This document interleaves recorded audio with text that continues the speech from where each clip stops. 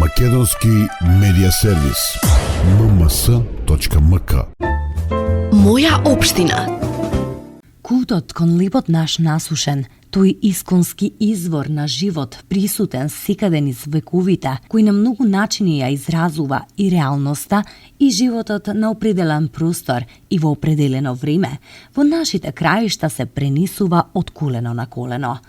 Таа поврзаност на луѓето со тој витален продукт деновиве успешно беше презентиран на Радовишкиот плуштад Свети Спасо Радовишки со проектот на организацијата Женска акција од Радовиш, обредните лебови во народниот календар кај македонците и турците во Радовишко. Тоа се обредни лебови при сите празници кои што се во обредниот календар кај македонците и турците и подготовката е на жени, на семејства кои што ја негуваат таа традиција. Денес не само обредните лебови изложбата ќе бидат прикажани и сценски дејствија од некои изведби, да речеме, за Лазара, за Коледе, Бадник и така натаму. А речи си, нема празник ни во Радовишко, ни во Македонија, што помалку или повеќе не е поврзан со лебот.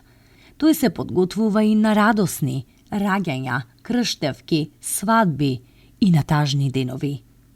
Колачиња, лепчиња, погачи, баници, зелници, на Коледе, Бадник, Божик, Сурва, Света Троица, Лазара, Тодорица, Свети Трифун, Ѓурѓовден, леп, баклава, татлија на Рамазан Бајрам и другите празници на турското население во Радовиш и во соседната општина Конче и кај турското јурочко население во Радовишките плачковички села.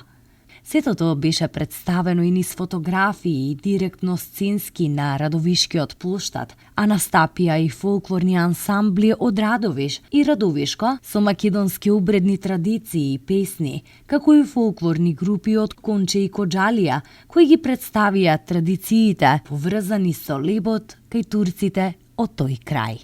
Пред нас имаме еден настан кој отсликува историјата и традицијата на нашата општина. Би сакал да упатам огромна благодарност до организаторите на овој настан.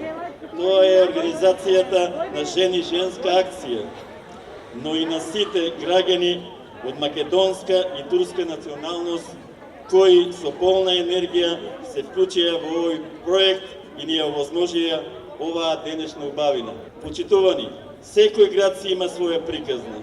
Општина Радовиш има своја приказна, која оваа година ја раскажуваме преку слики, преку фолклор, преку нашата традиционална храна, но и преку соживотот кој од секогаш е бил и ќе биде на високо ниво.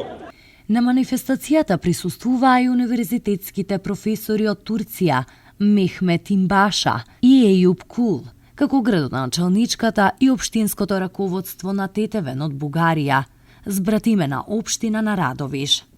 Двете општини лани подпишаа меморандум за соработка, а имаат и заеднички проект поддржан од фондовите на Европската Унија, што ќе финишираат од 18 до 21 јули годинава во Тетевен. Општина со 21.000 и град со 10.000 жители, кога таму ќе се соберат 370 луѓе од двете општини од областа на младинските асоциации, образованието, културата и на бизнисот. За втори път съм тук и съм много впечатлена от тържествата, които Втор пат сум овде и многу сум задоволна од соработката со Радовиш и од ова што го гледам овде. Тетевен е на 120 километри од главниот град на Бугарија, Софија. Се наоѓа во убав планински регион, па работиме на развој на туризмот. Планинска местност в Стара планина и с тази цел развиваме и туризъм. Проектот за обредните лебови во Радовишко беше дел од богатата програма за одбележување на јубилејот 1000 години Радовиш по повод првото запишано споменување на Радовиш како средновековно градче во грамотата на византискиот император Василиј II во 1019 година. Моја општина. Македонски медиа сервис. mms.mk.